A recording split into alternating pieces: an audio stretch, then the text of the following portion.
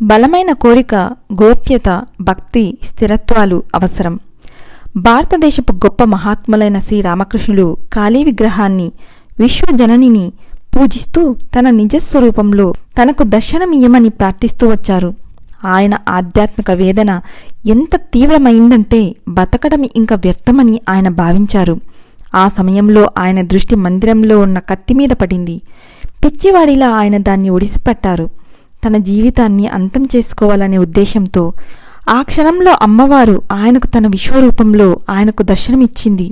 ఆమె భక్తుడు దివ్యానంద సాగరంలో మునకవేశాడు.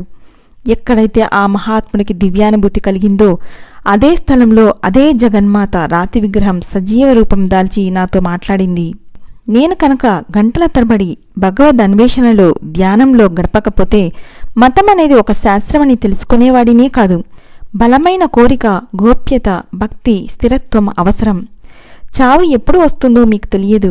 ప్రతి నిమిషం మీ మనస్సు భగవంతుడి మీదే లగ్నం చేయండి.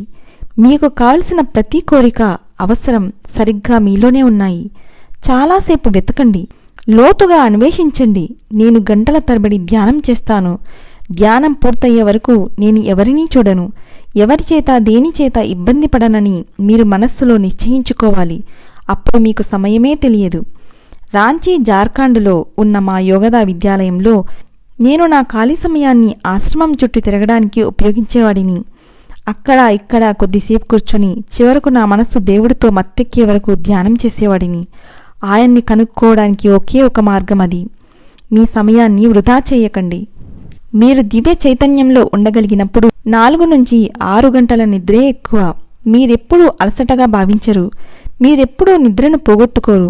నిద్ర నా నియంత్రణలో ఉంది. అదేవిధంగా తినడం కూడా. నా దగ్గర అన్నిటికన్నా గొప్పదైనది ఏదో ఉంది. తాను నాతో ఉన్నప్పుడు జీవితపు అవసరాలు అన్నీ అనవసరమవుతాయని భగవంతుడు నాకు రుజువు చేశాడు. ఆ విధమైన చైతన్యంలో మీరొక సగటు మానవుడి కన్నా ఎంతో ఆరోగ్యవంతులవుతారు. అన్ని విధాలుగా ఎంతో ఆనందంగా, ఎంతో ఔదార్యంగా అవుతారు. చిన్న విషయాల కోసం చూడకండి. అవి మీ దృష్టిని దేవుడి నుంచి మళ్లిస్తాయి. ప్రయోగాన్ని ఇప్పుడే మొదలుపెట్టండి. జీవితాన్ని సరళం చేసుకోండి. రాజులా అవ్వండి. Thank you.